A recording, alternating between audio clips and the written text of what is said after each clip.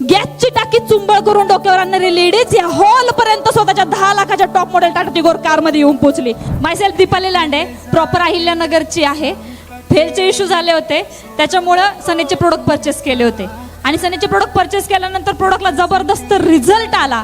आयुष्यभर गरिबी पाहिली होती. आई वडिलांना दुसऱ्याच्या शेतात काम करताना पाहिलं होतं, रोडच्या कडेचं डबर फोडताना पाहिलं होतं, वडिलांना आयुष्यभर लोकांच्या गाड्या चालवताना पाहिलं होतं, जन्म ज्या मुलांना दिला होता ना त्यांना पण दिवस काढताना पाहिलं होतं. आणि सनेजला करिअर घेतल्यानंतर ह्याच बिझनेसच्या माध्यमातून सनेजमुळे ESI सिस्टममुळे 1,84,000 हायस्ट पे आउट घेऊ शकले. ज्यावेळेस या बिझनेस मध्ये आले होते त्यावेळेस सेकंड हँड ॲव्हिएटर स्कूटी वापरत होते. स्वतःची 2 व्हीलर नवीन परचेस घेण्याची पण माझी लायकी नव्हती. पण या बिझनेसच्या माध्यमातून गॅसची टाकी चुंबळ करून डोक्यावर आणणारी लेडीज या हॉल पर्यंत स्वतःच्या 10 लाखाच्या top model Tata Tigor car मध्ये येऊन पोहोचली. पॉवर ऑफ सनेज आणि ESI. मागचे 5 वर्ष झाले मी हा शब्द कानावर ऐकला होता, बिचारी मुलं, बिचारी मुलं, बिचारी मुलं. मुलांना घेऊन काय करता येत नाही, मी एक लेडीज आहे, माझ्याकडे मुलं आहेत, मी काय करू.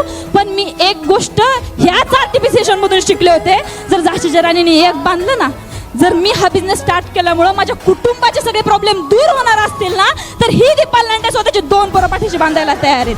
2 मुलांना घेऊन बिझनेस स्टार्ट केला आणि तरी पण लोकांनी नावं ठेवले. लोक म्हटले बिचारी मुलं, त्यांना घरात ठेवून कामाला जाती.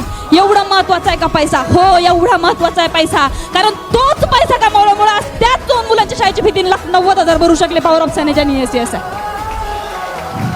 ज्या मुलांना म्हणत होते ना बिचारी मुलं, त्याच मुलाला वयाच्या 11 वर्ष दुबई राखून आणू शकले. 1 वर्षात 2 फॉरेन ट्रिप करून आले पॉवर ऑफ सनेज आणि ESI.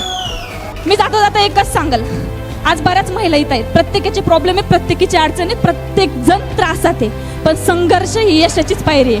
हालात के गुलाम बनोगे तो कुत्ता समझ के लात मारेगी ये दुनिया. हालात के गुलाम बनोगे तो कुत्ता समझ के लात मारेगी ये दुनिया. अगर उसी हालात को अपना गुलाम बनोगे तो शेर समझ के सलाम ठोकेगी ये दुनिया. शेर समझ के सलाम ठोकेगी ये दुनिया. Thank you so much.